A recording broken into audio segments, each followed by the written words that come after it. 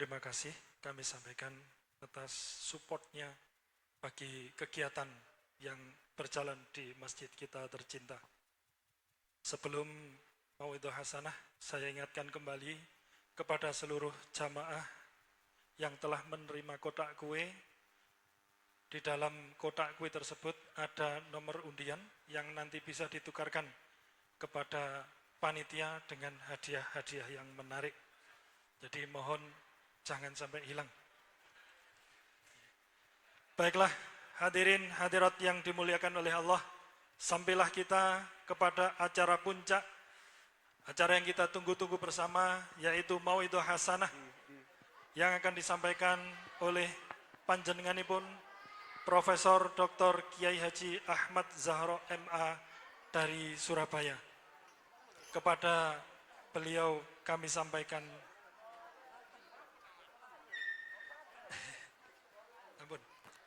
wekdal saha panggenan kawula aturaken. Tala'al badru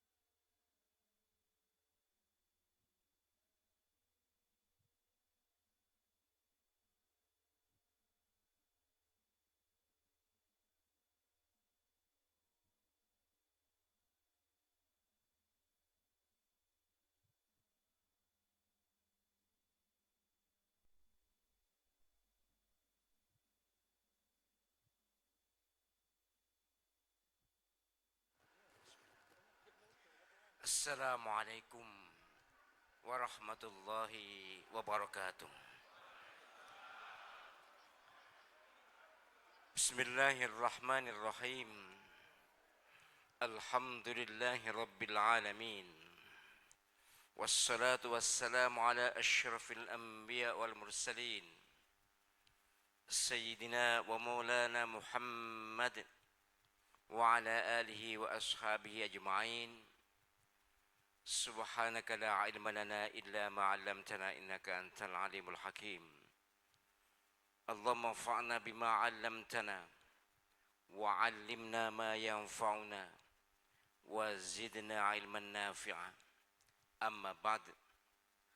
Hadratal mukarramin, para alim, para ulama, para kiai, para bunyai yang saya hormati, ketua yayasan dan seluruh pengurus yayasan, ketua takmir dan seluruh pengurus takmir, Bapak Kepala Desa, Pak Lurah, Bapak Kepala Desa nih, Kepala Desa nih, padahal gak desa ya.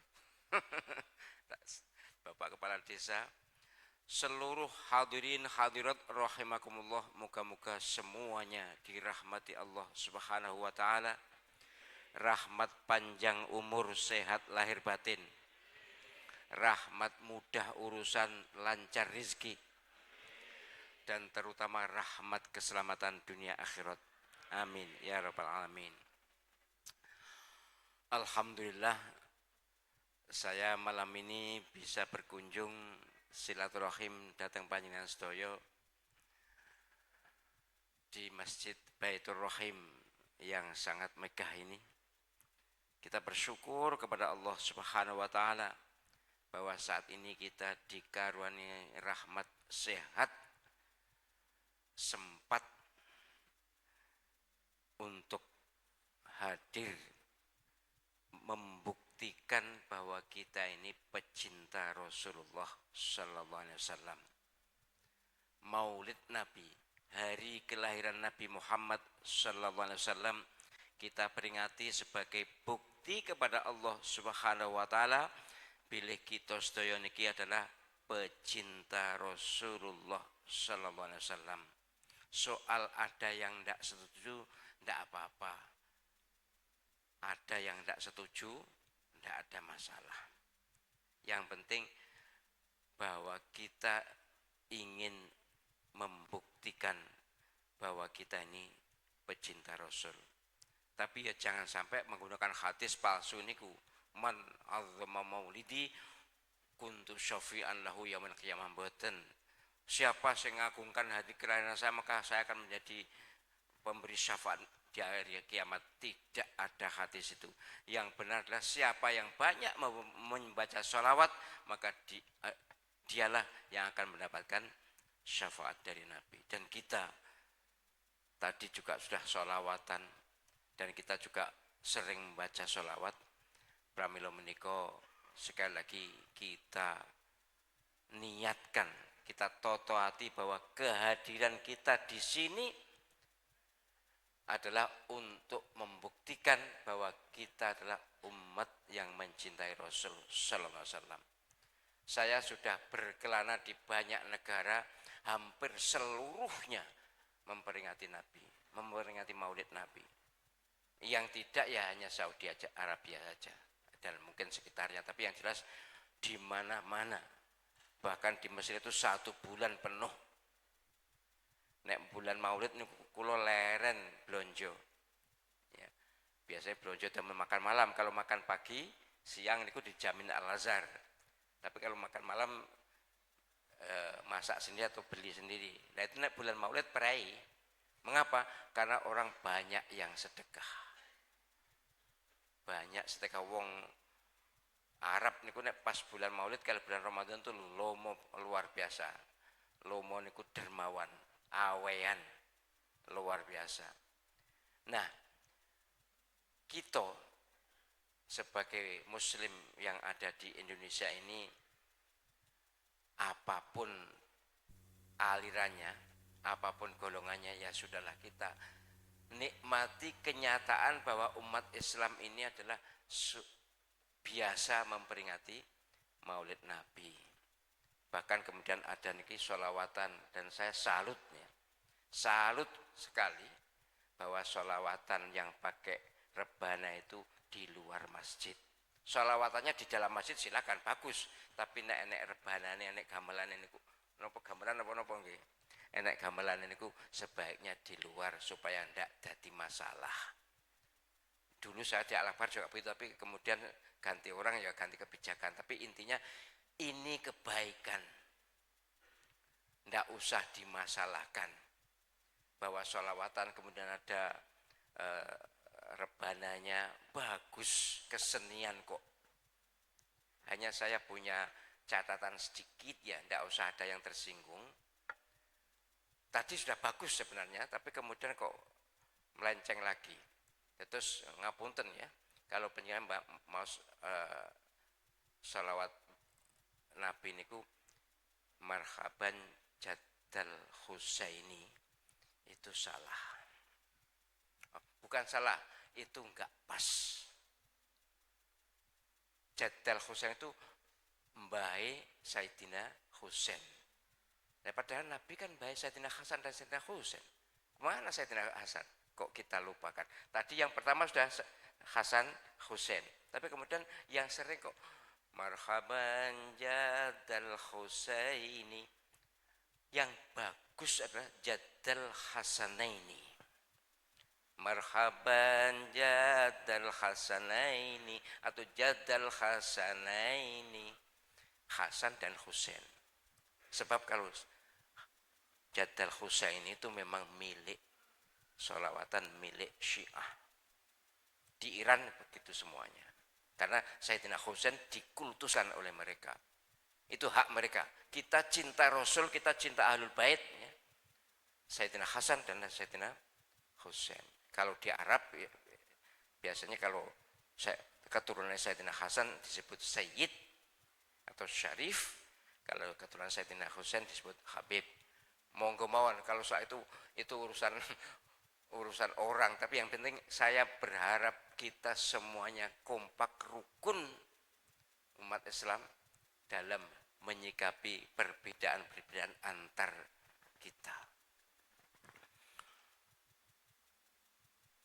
Terkait dengan napak tilas keteladanan Rasul sallallahu alaihi wasallam.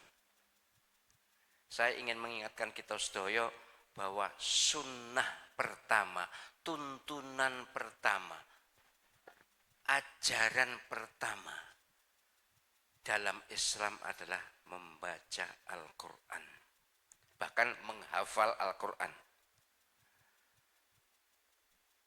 Artinya sebelum ada perintah sholat, zakat, puasa, haji, dan perintah syarat yang lain, yang pertama diperintahkan oleh Allah SWT adalah Iqra' Bismi rabbikal ladzi khalaq. Dan ini harus kita pegang, bahwa semua yang mengaku Islam harus bisa membaca Al-Quran. Dan saya salut di Masjid Baitur Rahim ini ada semua generasi, bahkan generasi sepuh belajar baca Al-Quran. Tidak apa-apa, tidak usah gengsi mulai dari alif, tidak apa-apa. Alif batak tidak apa-apa. Timbang kun yang padang masyar kita kisinan, kita ngaku umat Muhammad ternyata gak iso maca Quran. Tidak apa-apa, sudah tua, tidak usah malu. Mriki wonten umur di atas pensiun enten nggih. Nggih. 70, alhamdulillah. Pokoknya yang penting itu yang harus kita sadari pertama, bahwa sunnah pertama, sunnah niku tuntunan. Tuntunan pertama, ajaran pertama dalam Islam adalah membaca Al-Quran. Nek saged malah menghafal Al-Quran semampunya, tidak usah ngoyo, semampunya. Nek iso 30 juz bagus, gak iso 20, gak iso 10, gak iso 5, gak iso sak juz, gak iso setengah juz. Pokoknya ada tekad kuat, niat bulat untuk menghafal Al-Quran. Mengapa? Karena Nabi dawuh inna huffadzal Qur'ani ahlullahi wa khassatuh. Orang yang menghafal Al-Quran itu keluarganya Gusti Allah Subhanahu wa taala dan orang-orang khususnya. Sehingga saya mengajak pada penjenengan sedaya monggo kita ngisi formulir daftar menjadi keluarga Allah Subhanahu wa taala. Caranya niat ngapalnya Quran. Tekad ngapalnya Quran semampunya. Upamane penjenengan sedaya kan pasti hafal Fatihah. Apa dulu ada ngoyo mboten, karena diulang-ulang aja. Qul Allah ya diulang-ulang aja. Saking krono bendina Fatihah, bendina Qul Allah akhirnya refleks. Terus maca Fatihah belas gak kelingan. Maca Qul Allah ya gak kelingan. Monggo kita ditambah satu hari satu surat atau satu ayat. Nanti 6.000 hari yang kalau satu hari satu ayat bisa sekuatnya, sudah semampunya aja. Pokoknya penjenengan jogo TKT, jogo niate pengen ngapal Quran. Surat Ad-Duha misalnya gak iso sedino hafal sepekan, gak iso sepekan sak wulan, gak iso sak wulan setahun. Ad-Duha tok, tapi ya kebangetan. Ad-Duha tok. Niki S2 saya waktu saya menjadi ketua umum Imam Masjid Indonesia itu, saya keliling Indonesia itu semua saya sarankan semua masjid harus ada program tahfidz Quran semampunya. Supaya apa? Supaya menjadi keluarganya Gusti Allah. Pun niku yang pertama soal peringatan Maulid ini, bahwa kita memperingati Maulid Nabi harus napak tilas keteladanan beliau. Keteladanan beliau pertama kali adalah itu. Keteladanan yang kedua adalah ngeten, keteladanan itu sebenarnya ada dibagi banyak ya. Ada kategori-kategori. Yang kedua adalah uswah ta'abbudiyah. Keteladanan peribadatan. Dalam uswah ta'abbudiyah, keteladanan peribadatan banyak tentu. Itu yang paling menonjol, yang paling diketahui banyak orang adalah bahwa Nabi Shallallahu Alaihi Wasallam kalau sholat selalu berjamaah. Sholat 5 waktu selalu berjamaah. Tidak ada riwayat bahwa Nabi sholat sendirian, itu tidak ada. Mungkin pernah sholat sendirian waktu sakit, tapi tidak terriwayatkan. Yang terriwayatkan sampai kita adalah bahwa Nabi Shallallahu Alaihi Wasallam sholatnya selalu berjamaah. Dan itu luar biasa. Di samping pahalanya besar 27 kali lipat. Tapi orang yang datang ke masjid untuk berjamaah itu begitu masuk masjid didoakan ribuan malaikat. Hadisnya Sahih Muslim. Apa doanya malaikat? Dua doa itu. Ya Allah, ampuni dia. Ya Allah, rahmati dia. Niki ribuan malaikat di masjid ini mendoakan itu. Yang dawuh Kanjeng Nabi, hadisnya Sahih Muslim. Dan sebenarnya kalau mau sholat berjamaah begitu masuk masjid, walaupun panjenengan lali gak ndonga, tapi malaikat gak lali ndongakne. Ampuni. Nah, padahal menurut Allah SWT di surah Nuh atau dalam banyak ayat ya, bahwa orang yang mendapatkan mendapat ampunan Allah SWT itu orang akan dimudahkan jalan rezekinya. Maka orang yang sregep beribadah berjamaah ya, sregep berjamaah itu orang yang akan dimudahkan jalan rezekinya. Sing janji Gusti Allah Subhanahu wa taala yang ngabarkan Rasulullah sallallahu alaihi wasallam. Pramila menika kok pamane, wah lah kuwi lho wis jamaah mendino tapi rezekiku utangku ya ora lunas-lunas. Lah aku jamaah karo utange kakek utangi memang. Tapi ngitungnya mboten ngoten, ngitungnya yang penting kita percaya. Kita yakin bahwa sabda Nabi ini benar.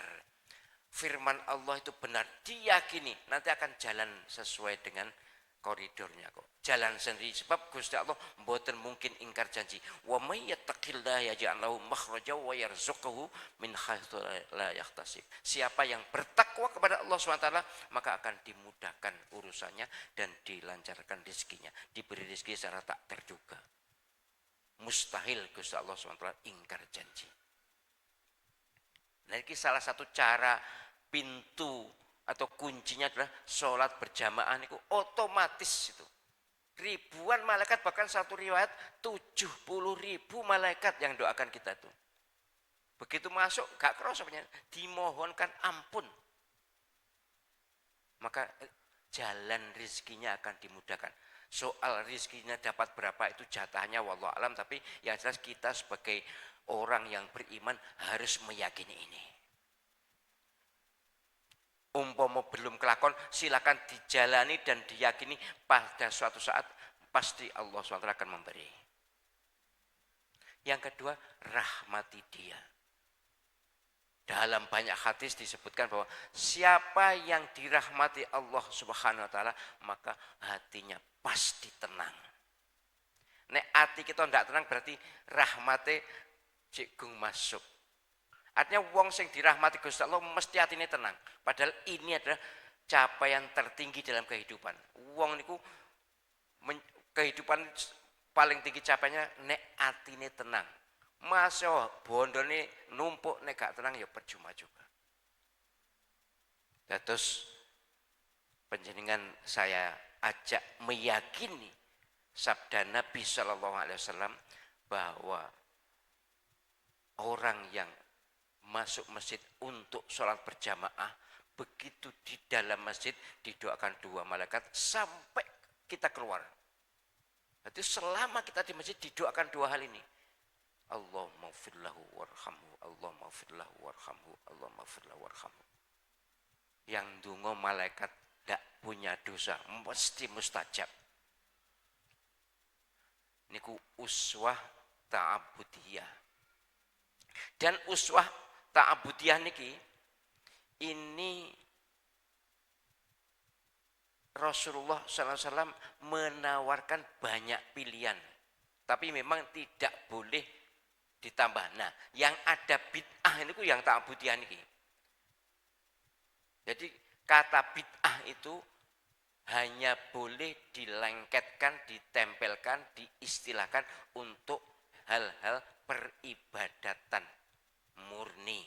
Kayak sholat, zakat, poso, haji niku ibadah mahdhoh namanya. Kalau ada tambahan, ada kreasi, ada inovasi, tidak boleh. Namanya bid'ah. Jadi tidak kuwabe pokoknya gak ono zaman Nabi bid'ah. Enggak. Saya berulang kali nguji disertasi yang bahas bid'ah. Bid'ah adalah segala tambahan yang terkait dengan ibadah mahdhoh, bukan ibadah muamalah. Nah, peringatan Maulid niki ibadah mahdhoh apa muamalah? Muamalah. Jadi tidak boleh dilengketi bid'ah, tidak boleh. Karena muamalah. Engko nek dilengketi bid'ah, wah Quran itu zaman Nabi yang enggak ada kok. Napa?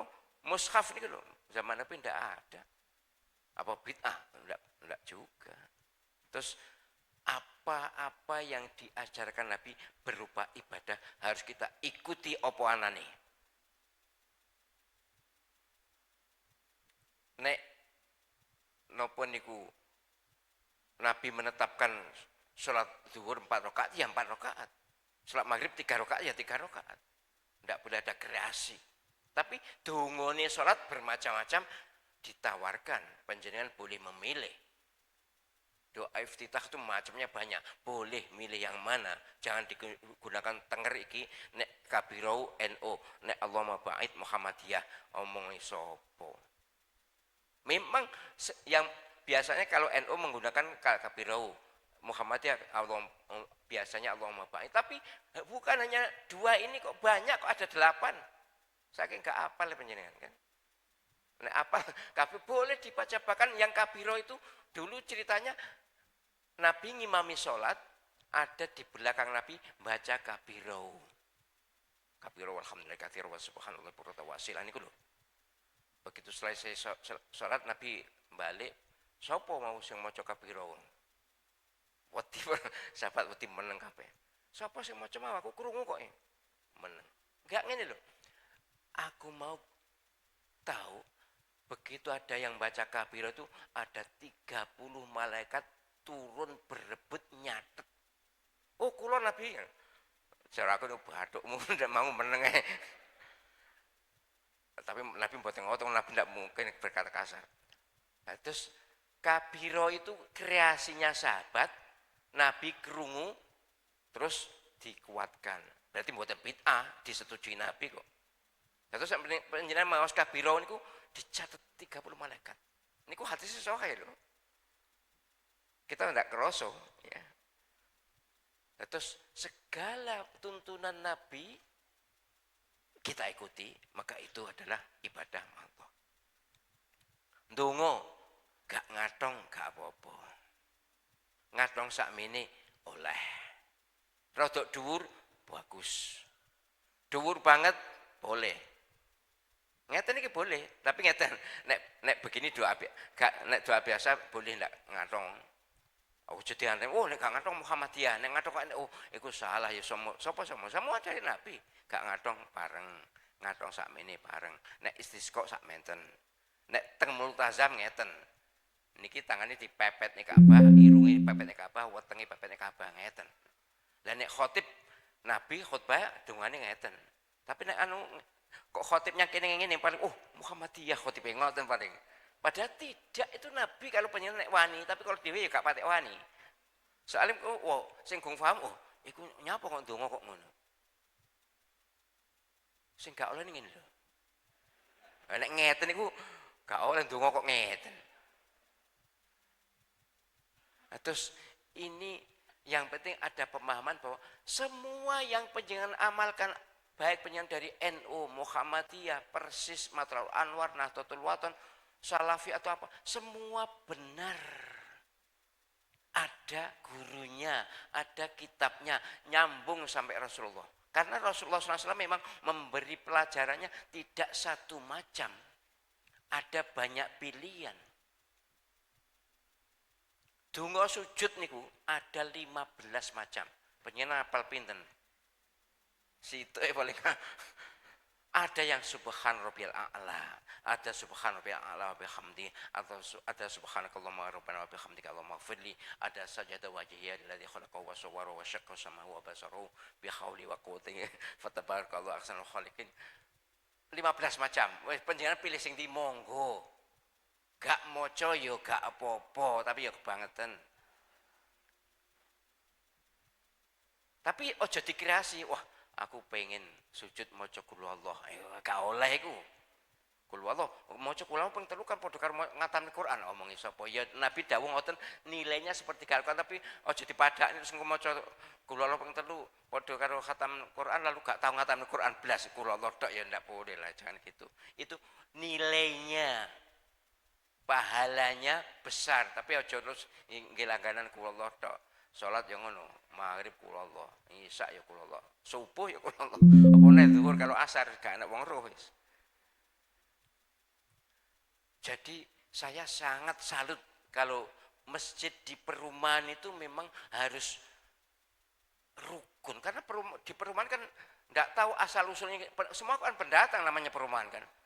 Ada yang dari NU dan Muhammadiyah, dari kita rangkul. Saya punya cerita yang sangat menggelikan.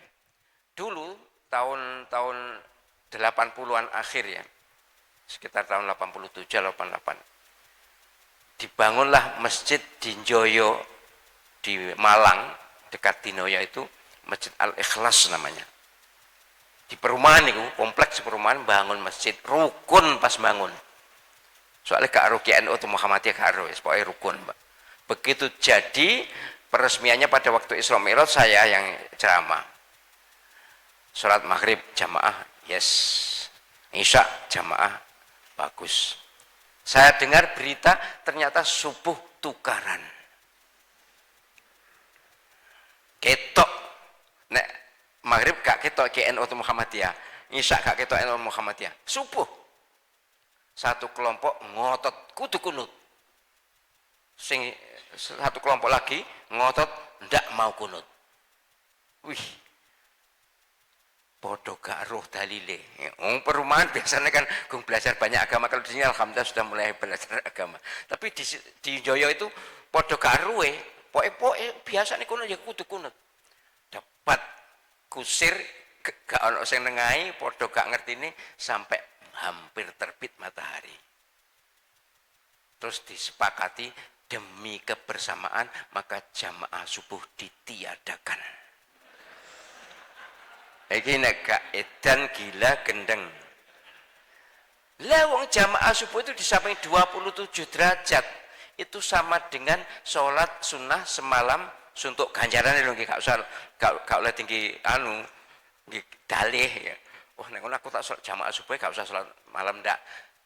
Motivasi Nabi SAW dalam menggairahkan sholat subuh berjamaah itu pahalanya sama dengan sholat sunat semalam suntuk. Kalau isya sama dengan sholat sunat setengah malam. Kalau yang lain 27 derajat. Terus ini yang penting kita tekankan, bahwa kerukunan umat ini segalanya. Jangan ngetenger nek kunut NU, nek gak kunut Muhammadiyah. Walaupun kenyataannya memang begitu, umumnya orang NU kunut, umumnya orang Muhammadiyah enggak. Tapi bukan tenger, itu dari Nabi kok. Nabi pernah kunut, Nabi pernah enggak kunut kok. Tahun 75, Majelis Ulama Indonesia mengadakan Rakernas, Rapat Kerja Nasional di hotel di Jakarta. Waktu itu ketua umumnya Profesor Dr. Hamka, tokoh Muhammadiyah. Waktu akan jamaah subuh, beliau nyedeki Pak Yai Dr. Kiai Haji Idham Khalid, ketua PBNU saat itu. Pak Yai, kita akan berjamaah subuh. ini anggota MUI ini dari seluruh Indonesia, banyak yang dari NU lah, panjenengan kan ketua NU. Bagus kan? Jawab Pak Idham, Prof, benar saya memang ketua PBNU, tapi di MUI saya wakil ketua. Jadi yang paling berhak mengimami adalah panjenengan. Ya karena Pak Hamka kan bener toh, kiwa jamaah ke sing NU ya imami NU kok ben nek kunut ben ndak ada masalah. Tapi Pak Hamka ya akhirnya ya ngimami.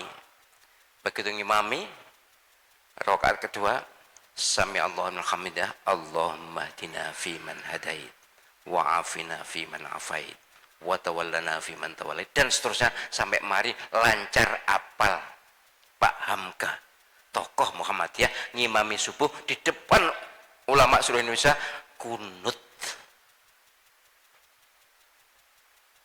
Paling jamaah sing NU, alhamdulillah. Ya iki Muhammadiyah sing top, kira-kira ngono. Lah sing Muhammadiyah iki cap opo? Kira-kira, tapi itu kalangan saya karena yang jelas kemudian Pak Hamka naik mimbar kuliah subuh, kuliah singkat itu. Saya tahu bapak-bapak ini bertanya dalam hati, kenapa saya kunut? Sejujurnya saya memang sholat subuh tidak biasa kunut. Tapi karena saya tahu jamaah ini banyak dari kiai yang biasa kunut, maka saya kunut. Sedangkan yang tidak biasa kunut tinggal nunggu saja kan, tidak repot. Yes, bagus. Besoknya di hotel memang beberapa hari ya. Besoknya lagi akan jamaah subuh lagi, Pak Hamka dekati Pak Idham lagi. Pak Yai, kemarin saya sudah ngimami subuh. Maka demi kebersamaan, keadilan, mohon panjenengan hari ini yang ngimami. Bagus kan? Pak Idham tidak kalah pinter, Pak Idham itu doktor honoris causa dari Al-Azhar, tidak pernah kuliah di luar negeri, tapi dapat gelar doktor dari Al-Azhar. Dalam pidato orasinya, wah bahasa Arab lancar sekali, orang hebat. Pak Idham mengatakan gini, Prof, dalam fikih itu tidak ada imam giliran, itu tidak ada. Ya imam zaman Nabi, ya Nabi saja. Zaman Abu Bakar, ya Abu Bakar saja. Zaman dan seterusnya. Tidak ada imam ganti-ganti, itu tidak ada. Benar aja. Tapi Pak Hamka tidak kurang cerdas, profesor. Iya, Pak Yai, itu fikih ibadah. Tapi dalam fikih siasah, pimpinan itu berhak memerintah siapapun. Sekarang saya sebagai ketua MUI, saya perintah panjenengan untuk ngimami. Keluyur-keluyur ngimami. Pak Idham Khalid dari kedua ngimami. Mungkin ini guyone batine sing NU, alhamdulillah, berarti kunut neh. Sing Muhammadiyah, waduh, wingi wis kunut, masa saya kunut neh. Kira-kira ngono, tapi ini kalangan saya.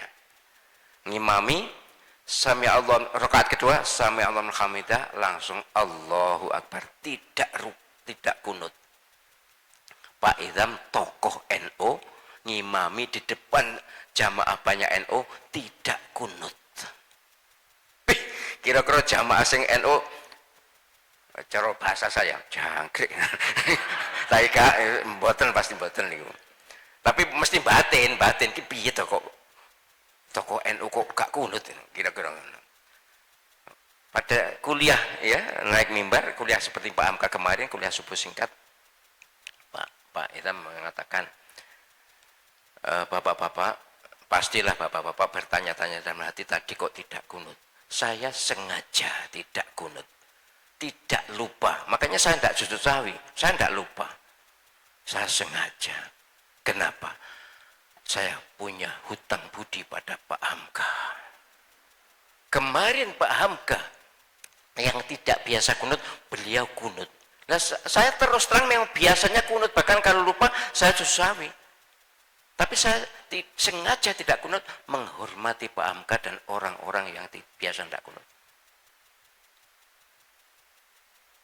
Sedangkan Pak Hamka Saya malah kagum, ndak biasa kunut kok iso kunut.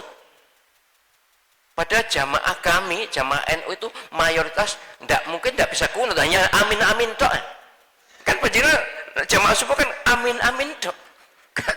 Tapi ya mesti bisa hafal mesti. Tapi intinya Pak Idham itu lebih kagum pada Pak Hamka bahwa podo-podo toleransinya, tapi kan untuk bisa kunut ndak gampang itu.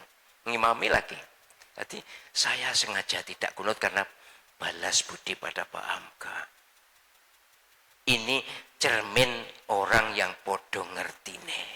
Pun jadi uswah ta'abudiyah itu banyak pilihannya, penjenengan sedoyo leres. Tasyahud duting ini silahkan aja pokoknya duting ya.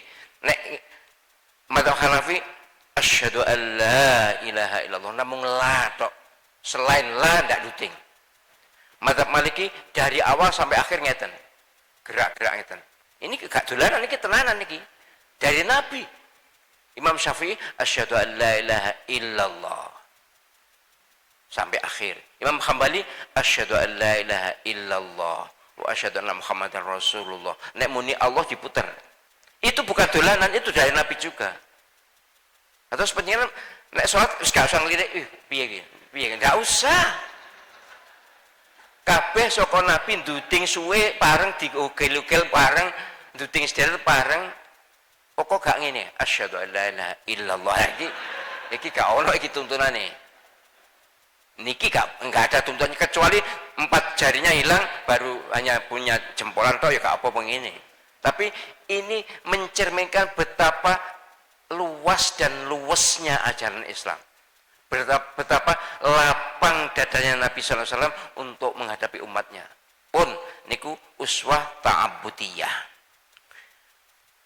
Wah, mes jam loro pisan. Yang kedua uswah ijtimaiyah. Keteladanan kemasyarakatan. Yang paling menonjol kalau kemasyarakatan, Nabi itu ngerukuni umat Islam. Muhajirin dari Mekah dirukunkan, dipersaudarakan dengan Ansor Madinah. Kaum Aus dan Khazraj yang puluhan tahun perang dirukunkan. Jadi kerukunan ini adalah nilai ijtimaiyah paling tinggi, nilai kemasyarakatan paling tinggi. Kok enek umat Islam gak rukun, gak ikut Nabi, gak nyunah. Nek pengen nyunah, pengen ikut Nabi, rukun walaupun berbeda. Terus jangan sampai nggih, gak usah ibadah-ibadah itu dingin tenger ormas, jangan. Gini wow, ngatong oleh gak ngatong oleh ngono apa yang saya ceritakan bukan hanya itu, sebenarnya ratusan bahkan bisa ribuan itu jumlahnya. Intinya Nabi SAW atas perintah Allah SWT kita harus rukun. Banyak ayatnya, yang paling fenomenal adalah innamal mu'minuna ikhwatun fa aslihu baina akhwaikum wattaqullaha la'alakum turhamun. Surah Al-Hujurat ayat 10. Sungguh orang mukmin itu saudara, dulur, bukan tonggo, bukan konco. Ya tonggo memang dalam kehidupan, tapi hakikatnya Allah Subhanahu wa taala sendiri yang memproklamirkan bahwa kita sedaya niki dulur.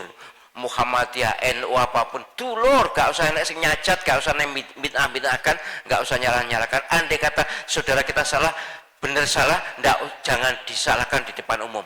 Panggil, hadapi. Pernah saya nyeneni, apa nyeneni? Jadi gini, ada seorang penceramah di Al-Akbar. Saya waktu itu takmir. Siapa yang membaca Al-Quran tidak tahu maknanya, maka Quran melaknat. Jadi nek maca Quran gak ero maknane dilaknat. Berarti gak usah maca Quran. Kan ngoten. Wih, langsung heboh niku jamaah. Natap kula, langsung imam itu saya panggil atau penceramah itu saya panggil di kamar, tidak di depan umum. Di kamar saya tanya, "Apa benar Ustaz? Panjenengan dawuh begini-begini." Iya, memang ini untuk memotivasi supaya orang itu tidak hanya baca atau harus paham maknanya. Tapi ya jangan gitu segitunya Ustaz. Mereka kan orang awam, jangan digertak gitu. Lalu saya tanya gini, Ustaz, kalau tidak paham makna laknat, apa ya maknanya kaf ha ya ain shad? Saya tanya begitu. Apa maknanya kaf ha ya ain shad? Oh ya enggak tahu. Berarti kalau pengen baca Quran surat Maryam jangan baca itu. Biar enggak kena laknat. Tapi guyon, ya guyon tapi tenanan aku loh. Gregetan soalnya aku loh. Lalu ceramah di depan umum koyok gitu tuh loh kan, yo ngeden-ngeden malah gak mau Quran kan. Kalau mestinya ya tidak paham maknanya pun satu huruf dapat satu kebaikan dilipatkan 10. Nek paham ya lebih besar lagi. Tapi jangan lalu nek gak paham laknat. Enggak lah. Mau Quran gradul aja dapat pahala 2. Nabi sing dawuh, siapa yang membaca Quran gradul ya tertata itu gradul itu dapat pahala 2. Apa pahala 2? 1 tetap belajar, 2 tetap baca. Nek lancar ma'al kiramil bararah, didampingi didoakan malaikat yang baik. Terus sebenarnya nek mau Quran gradul no gak apa-apa untuk pahala loro, tapi nek lancar dikancani malaikat, didoakan malaikat. Artinya kita ini dalam bermasyarakat monggo baik, monggo ngomong pemerintah. Alhamdulillah saya dengar dari takmir di masjid ini adalah ngerangkul semuanya. Alhamdulillah. Saya dalam kampanye saya di semua masjid di seluruh Indonesia saya tekankan Islam ukhuwah. Kalau MUI ada Islam Wasatiyah, kalau NU ada Islam Nusantara, kalau Muhammadiyah ada Islam Berkemajuan, maka IPIM, Ikatan Imam Masjid Seluruh Indonesia, Islam ukhuwah, Islam perseduluran, wis gak usah memperkarakan apapun perbedaan antara kita. Anggap seperti sekarang ini loh, penyiaran pakai baju, kebetulan ada yang putih, tapi kan nggak putih ya enek. Saya juga tidak putih, kopiahnya ada yang hitam, ada yang putih, padahal Nabi tidak pernah kok pakai kopiah hitam, pakai kopiah putih juga tidak pernah. Itu kopiah putih itu dari Cina itu. Nak haji kayak putih, enggak. Nabi sorban kok. Tapi apakah pakai kopiah putih itu dilarang? Enggak. Hitam juga tidak. Enggak kopiah juga tidak. Oh kalau nek kopiah NU, nek kopiah Muhammadiyah, oh, itu ngarang meneh. Jadi sekali lagi saya tekankan, uswah ijtimaiyah paling top adalah kerukunan. Contoh yang agak nyentrik tapi ini penting saya sampaikan pada ibu-ibu. Penting ini ibu. Uswah ijtimaiyah, keteladanan Nabi terkait ijtimaiyah kemasyarakatan adalah poligami. Napa Pak? Napa poligami ini Pak? Wayuh. Ibu-ibu jangan metekel ya, jangan gerundel. Saya ingin menerangkan ini karena ini sangat penting saya terangkan. Sangat penting. Poligami atau wayuh rabi luweh sangka siji niku jenenge poligami. Niku perempuan umumnya anti banget, gak seneng pol. Nek penjelasan poligami itu langsung merengut wis. nek perlu mulih dhisik. Ngeten lho Bu. Gini ada cerita bagus ya. Bukan bagus maksud saya rodok lucu tapi penting. Tahun 2009 Aakim Wayo. Gitu.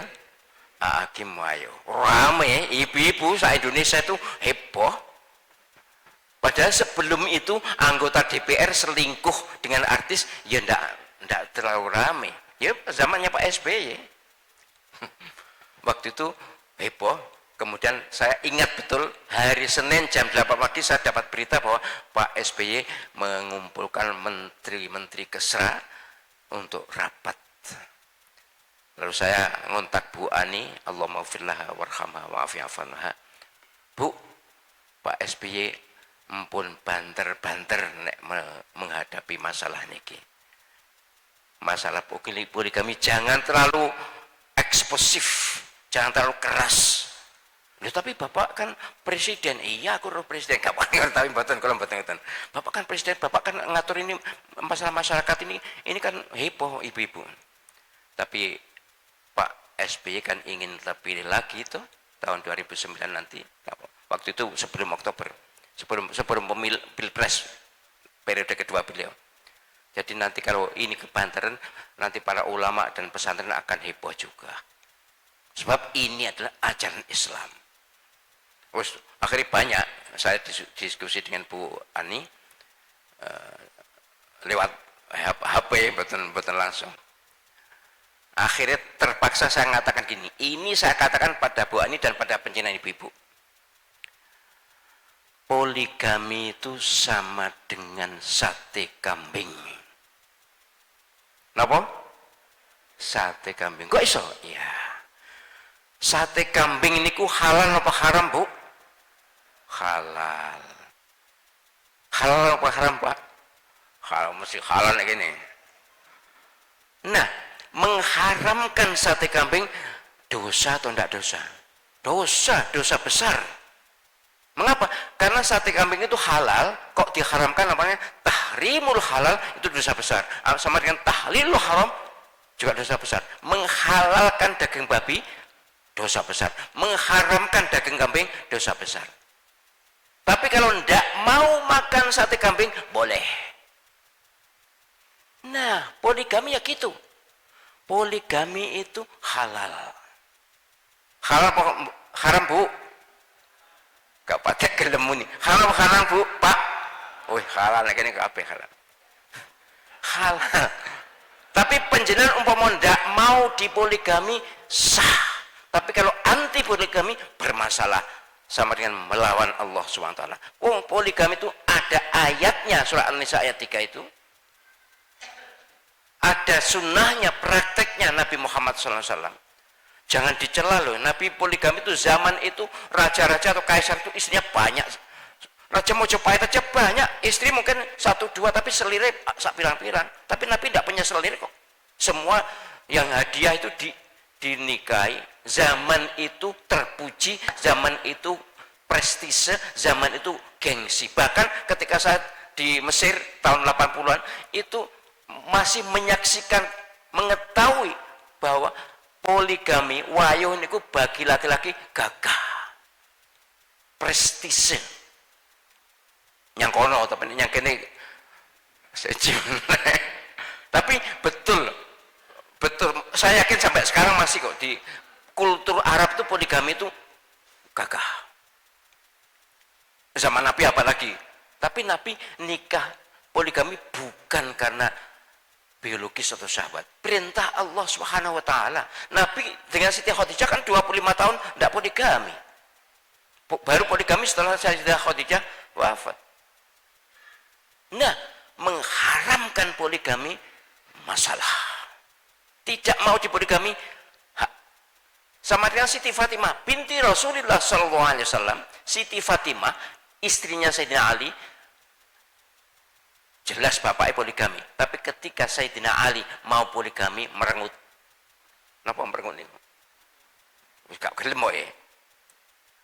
Lapor abae, lapor kanjeng Nabi. Apa? Napa nduk? Kira-kira gitu cara bahasa mriki ini. Niku lho masalih badhe nikah malih. Lah kon piye? Nggih mboten purun. Sayyidah Fatimah ndak mau dipoligami. Kalau ini Ali panggil. Cara ngene. Li, bener ah? Kon rapi meneh. Inggih. Lah ya apa Fatimah? Katose mboten purun. Man adza Fatimah faqad adzani. Sapa sing nglarani atine Fatimah padha karo nglarani atiku. Mengkeret langsung. Mboten sida. Baru poligami, baru nikah lagi setelah Sayyidah Fatimah wafat. Sayyidah Fatimah wafat dalam usia baru 27 tahun, masih muda, sangat muda memang. Tapi intinya Sayyidah Fatimah saja tidak mau dipoligami. Artinya penjenengan ada contoh gitu loh. Tapi ojo menentang poligami. Pun wis jam loro. Terakhir. Uswah tsaqafiyah. Bau napa? Uswah ta'budiyah, uswah ijtimaiyah, uswah tsaqafiyah. Keteladanan kebudayaan. Niki nggih ngoten sama dengan ijtimaiyah, boleh iya, boleh tidak, boleh berubah, boleh berbeda. Nabi SAW orang Arab, maka pakaiannya ya pakaian Arab, budaya berpakaiannya budaya Arab, yaitu jubah. Boleh iya, boleh tidak. Nabi tidak pernah pakai sarung. Apa sarung bid'ah? Tidak. Nabi tidak pernah pakai kopiah hitam. Apa kopiah hitam bid'ah? Tidak. Karena itu thaqafiyah, budaya sesuai dengan kebiasaan masing-masing daerah. Yang penting menutup aurat. Pun. Nabi orang Arab, makanannya tentu makanan Arab. Napa makanan Arab itu? Yang asli adalah roti dan kurma. Yang biasa merata begitu. Saya 6 bulan di Mesir itu mencret. Mereka gak biasa. Roti dipangan. Ya memang tapi suwe-suwe kan. Tapi Nabi orang Arab. Makanannya makan Arab. Maka ada hadis Nabi kalau dahar dengan 3 jari. Jika kurma driji telu kena. Roti nyuwil driji telu kena. Lah nek soto Lamongan rawon setan. Jadi ojo kenyunan.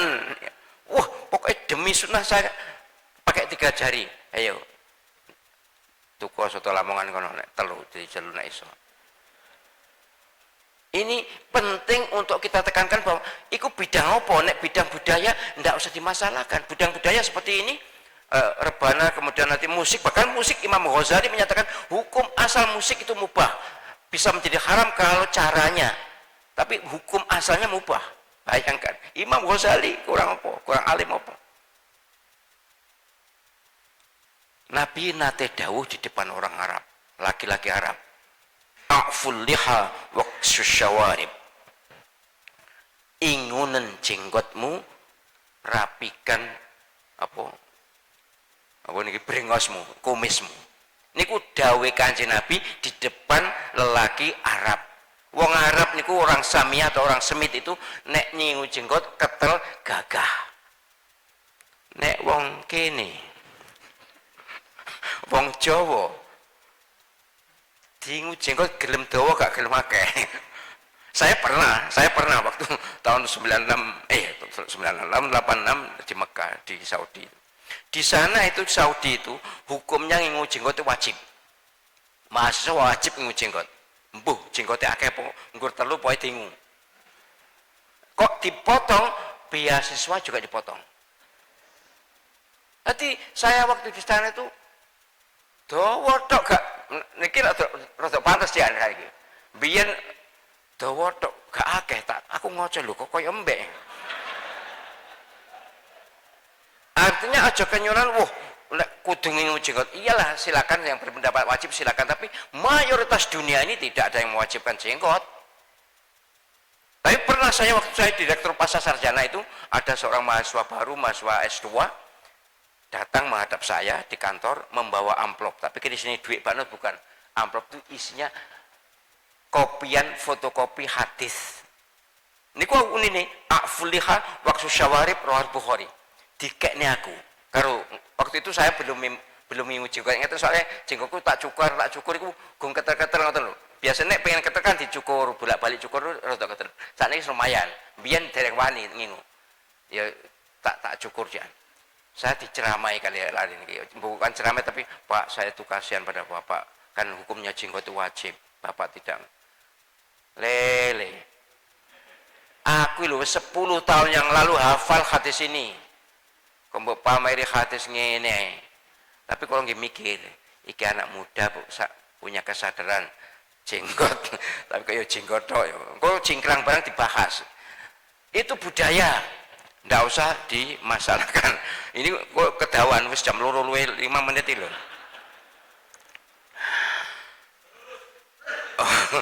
Panjenengan gak apa-apa, aku wis sore mau ya.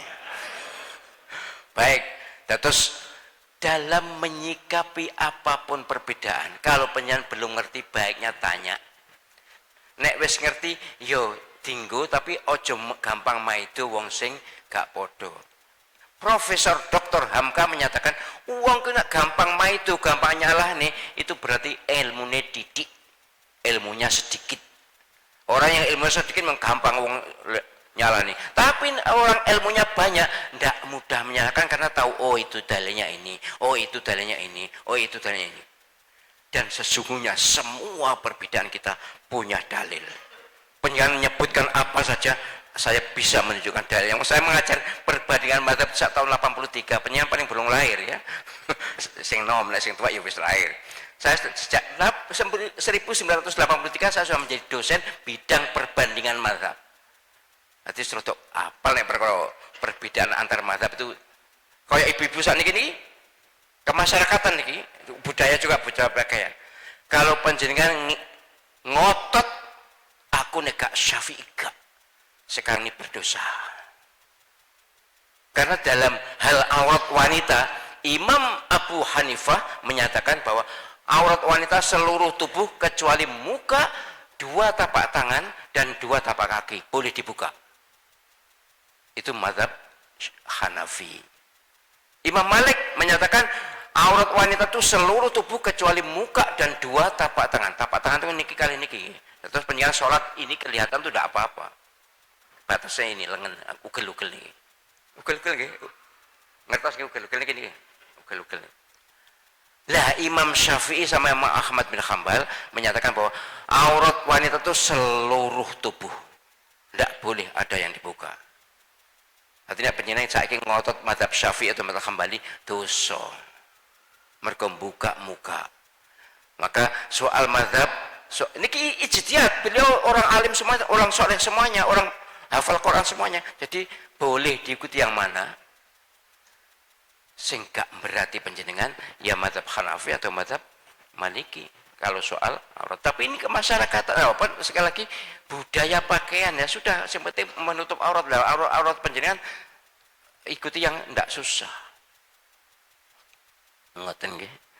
Jam 2 10 menit nih. Baik, demikian yang bisa saya sampaikan. Terima kasih matur suwun kehadiran dan perhatian penjenengan semuanya. Sebenarnya saya akan membuka tanya jawab tapi wis bengi. Tanya jawab itu Mas to sopir betul buku no mboten Mas. Nek sing tanya saya beri buku 1. Tapi wis bengi betul saya. Buntang. Apa ada yang mau bertanya? Tidak ada kan? Alhamdulillah. Saya biasanya kalau ceramah itu saya siapkan 3 buku untuk penanya 3 pertama. Biasanya gitu. Buku fikih kontemporer jilid 4 itu baru terbit. Isinya 111 masalah. Semua buku saya setiap buku ada 111 masalah. Jadi sekarang jilid 4 itu berarti semuanya 444 masalah. Tapi kalau wis bengi gak usah wis nggih. Baik, demikian yang bisa saya sampaikan. Terima kasih kehadiran perhatian penjenengan semuanya. Mari kita akhiri dengan kafaratul majelis. Moga-moga dosa-dosa kita diampuni Allah Subhanahu wa taala. Subhanakallahumma wa bihamdika asyhadu an la ilaha illa anta astaghfiruka wa atubu ilaik. Nek NU nutupe wallahul muwaffiq ila aqwamit thariq. Masuk ke NU ya oleh muni ngono.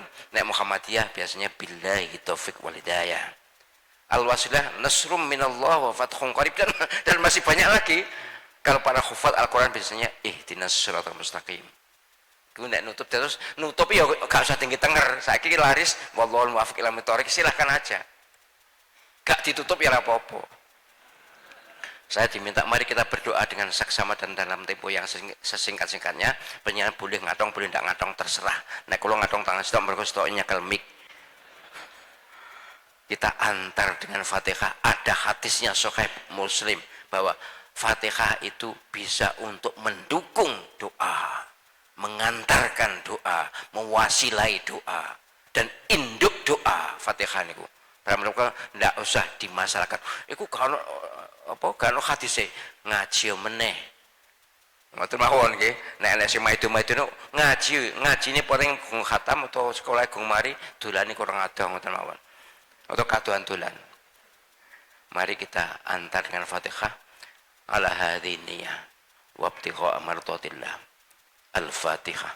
أعوذ بالله من الشيطان الرجيم بسم الله الرحمن الرحيم الحمد لله رب العالمين الرحمن الرحيم مالك يوم الدين إياك نعبد وإياك نستعين اهدنا الصراط المستقيم صراط الذين أنعمت عليهم غير المغضوب عليهم ولا الضالين آمين بسم الله الرحمن الرحيم الحمد لله رب العالمين اللهم صل وسلم وبارك على سيدنا محمد وعلى آله وصحبه أجمعين ربنا اغفر لنا ذنوبنا ولوالدينا وارحمهم كما ربونا صغارا ولجميع المؤمنين والمؤمنات والمسلمين والمسلمات الأحياء منهم والأموات اللهم barik lana fi umrina ya Allah berkailah umur kami wa barik lana fi rizqina dan berkahi rizki kami wa barik lana fi ilmina serta berkahi ilmu kami wa barik lana fi dzurriyyatina dan berkahi keturunan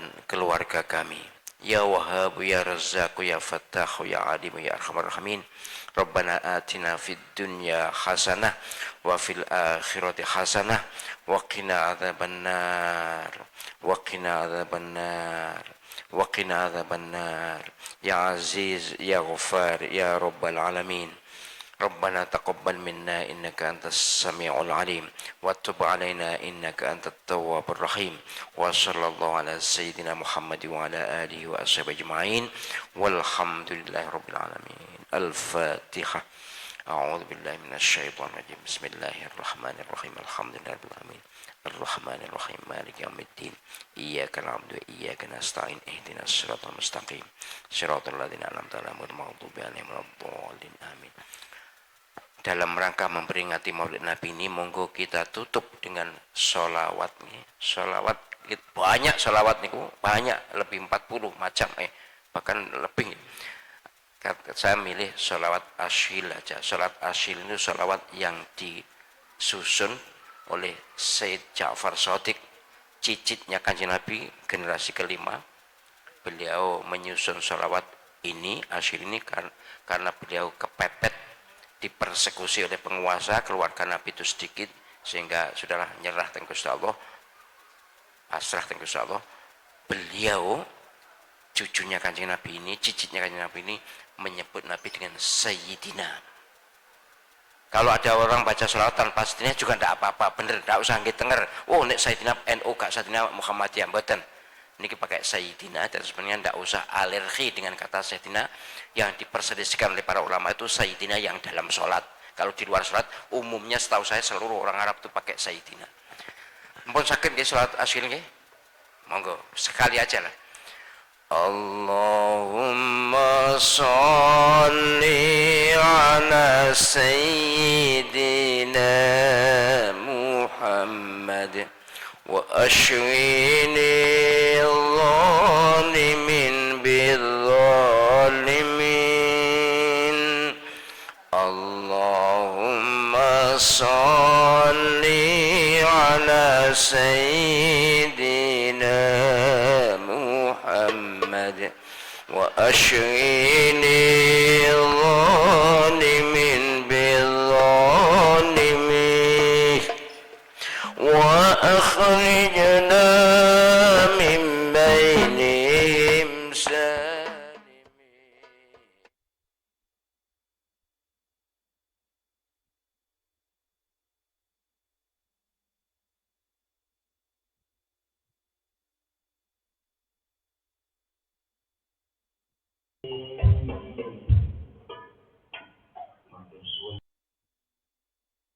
Lebih baik terlambat daripada tidak sama sekali. Matur suwun nyuwun pangapunten. Assalamualaikum warahmatullahi wabarakatuh.